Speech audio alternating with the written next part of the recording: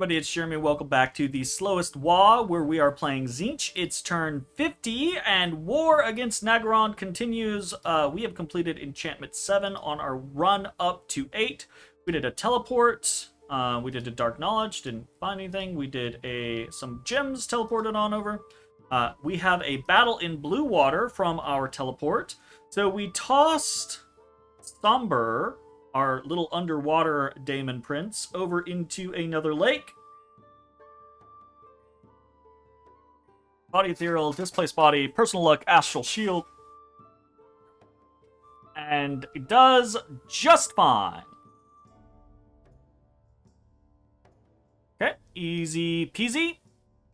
So we've got that. We did a little bit of blood hunting, and the assassinations begin. So I don't think this is something that I've really talked about from the side of Nagaron, but they have these Cainite assassins, and it's something that I have been very worried about. I've been trying to add in additional commanders and additional more acolytes than necessary for what we're trying to achieve. Just in the hopes that we can avoid getting important people assassinated. So let's see how it goes. Okay, so this is an assassination happening in one of our raiding groups. Got this little Cainite assassin. Got nothing on except for his Mark of Cain, which means he is blessed, which means he does a shit ton of fucking damage because he's got this +9 bless, which is kind of really scary. Does have a ranged attack, which is pretty brutal, and is up against our Pyromancer leading our Summer Lions. You got this. Combustion. Yeah, burn him. Blindness. Did you get blinded? He didn't get blinded. No! Burn! Oh, he didn't burn to death. Ooh, he did get battle fright though. But he's got really high morale, so that's probably not going to matter. Unfortunate. We lose a Pyromancer there. We get assassinated. Oh, well, this guy's just dead. Unfortunate. We attack in the Hot Hollows. So this is a bunch of cavemen up against less cavemen. And we win. Very cool. This is our big battle. So we are attacking, we are storming the fort in Walnut Woods. We've got all of our wonderful units. We are up against a decently sized force. So, got a bunch of little chaff units here or there. Got some more specialized units. Have some Black Guard guarding this Corsair Captain. We've got some Blackheart Corsairs. We've got a bunch of Blood Slaves. Got some Daemonettes in the back. We've got some various animals. Got a big old Chimera over here. So we know all that we're doing, right? We have that whole, blow everything that we can out of Alteration 8 kind of concept. We've got our Chosen Knights out front. Really hoping, just charging in, and hoping that they're going to seal the deal. Let's see what he is doing. Sabbath's coming up.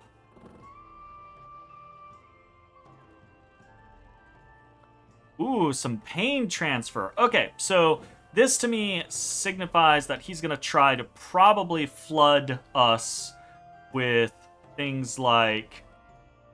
There's the reinvigoration.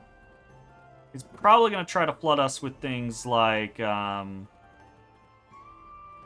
of Skeletons, or maybe some elementals. Got a bunch of imps summoning. Agony. Okay, so we've got our Screamers in the back and our Chosen Knights out front, although they are getting replaced by... Oh, wow, we are breaking through that center really quick.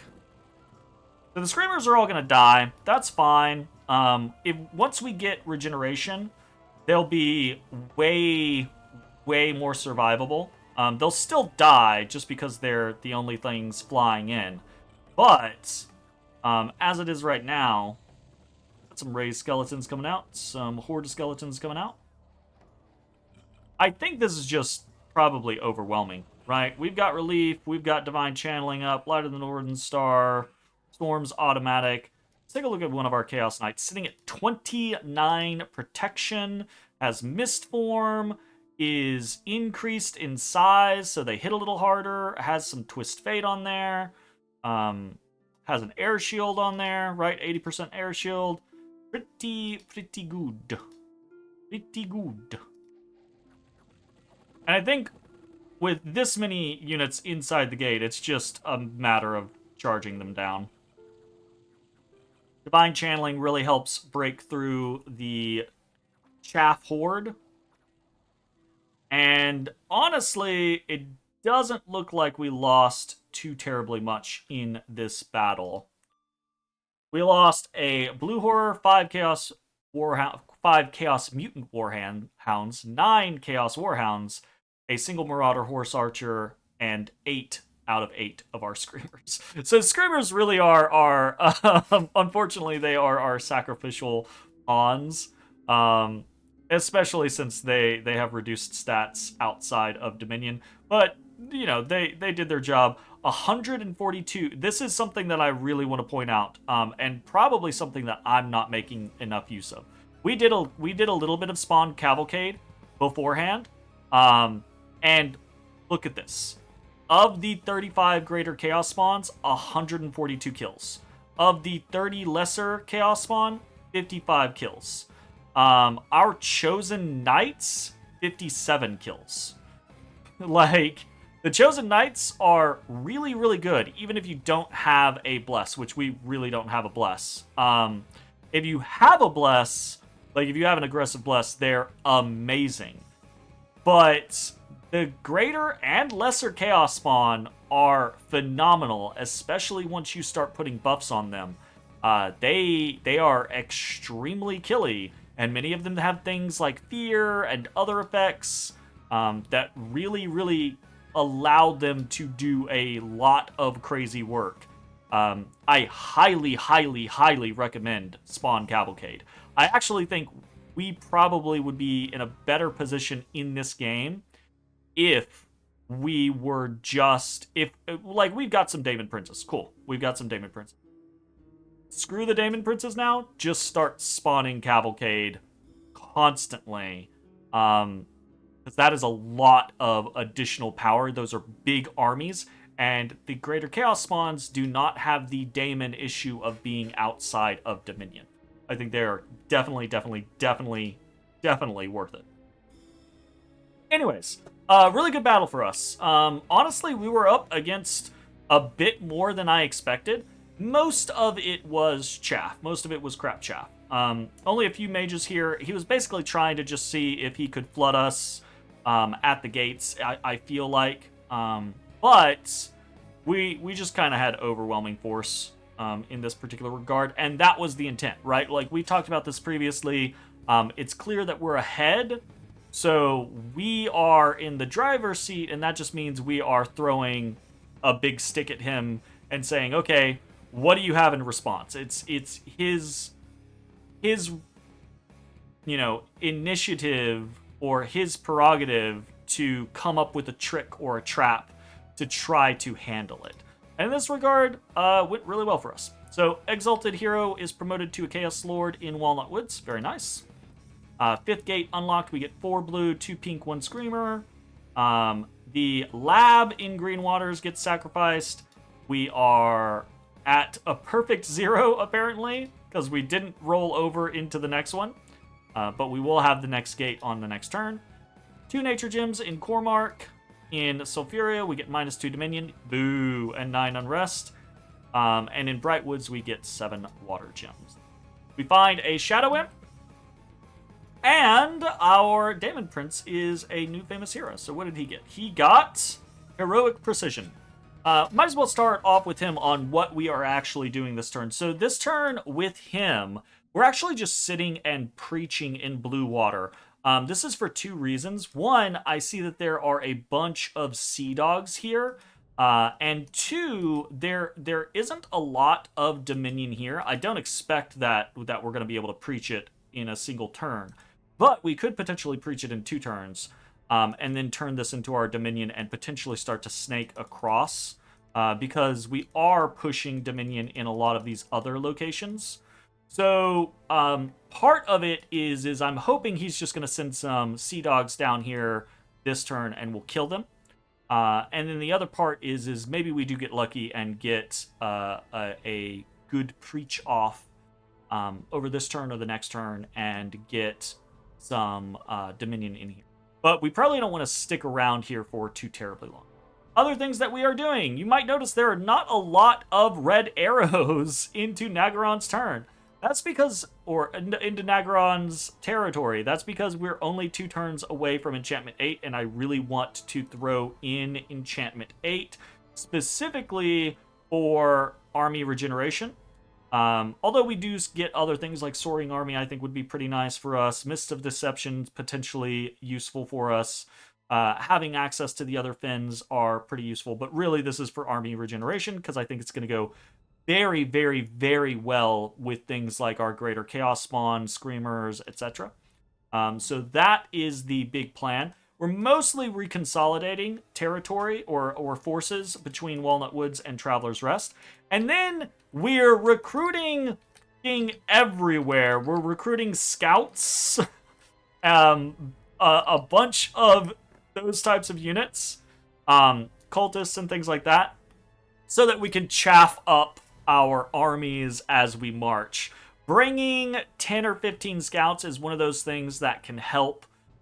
If you've got an army that has like 20 commanders in there, and you bring 10 scouts to actually march along with the army, then when you're dealing with assassins, you're kind of like flooding you're diluting the pool that they have when they try to assassinate someone, right? So that's part of what we're doing while we're waiting to get a bigger boom out of our research.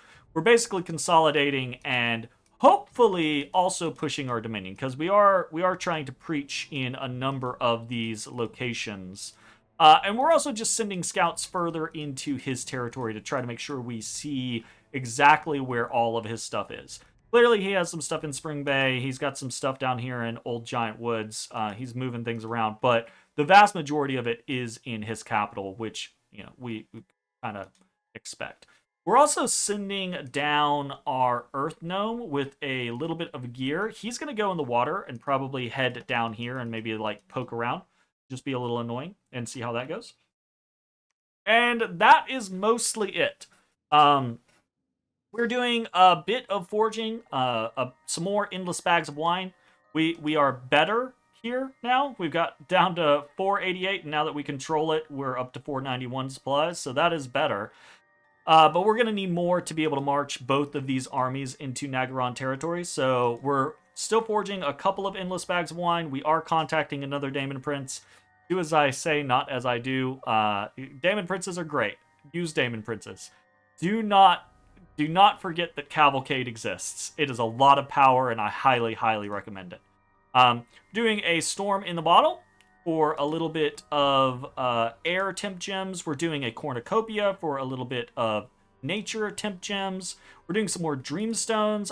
As I said previously, we try to make sure we do Dreamstones every time we recruit a Glamour Mage, just to keep that situation up to 2,300 research when we're not marching armies, which is pretty dope. Clamor Pearls for temp gems there.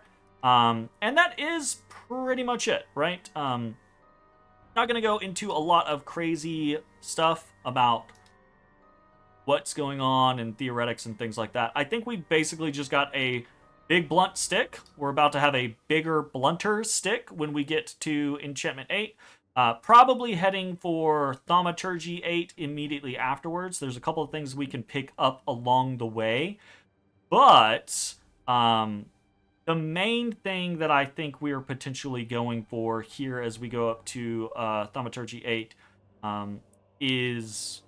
Well, I say that. There's a couple of different things that we can get here. We get Enslaved Mind, which is very easy for us to do, right? So that's potentially a pretty big one for us. We are getting Vortex of Returning, which we can do pretty well.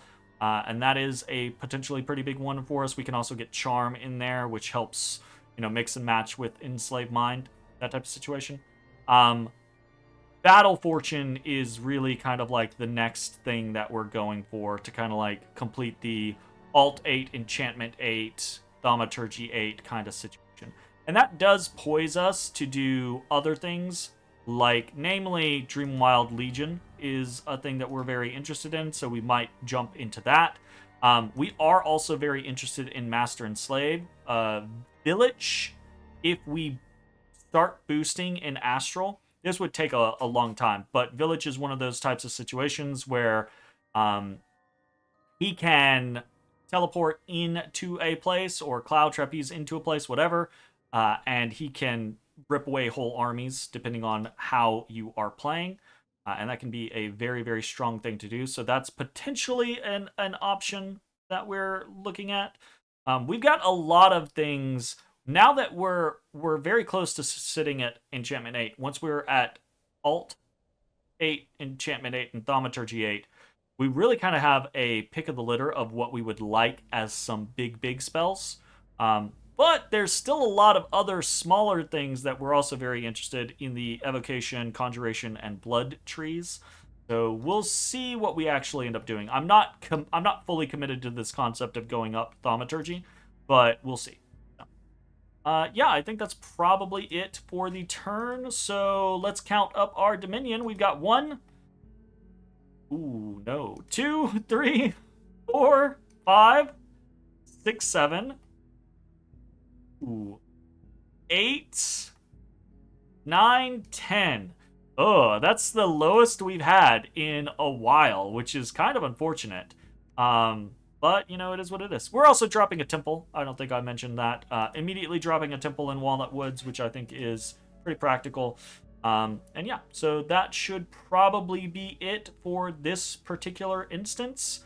Probably a little bit of brakes applied on the targeting Naggarond, but I'm not super duper worried about it. I think obviously taking a little bit of extra time means that he gets extra time to work out traps and things like that.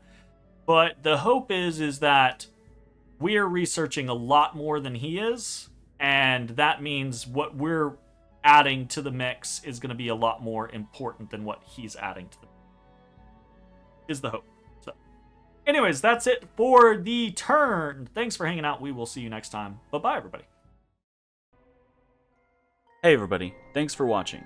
If you enjoyed the video, consider leaving a like, commenting, or subscribing. It really helps me out.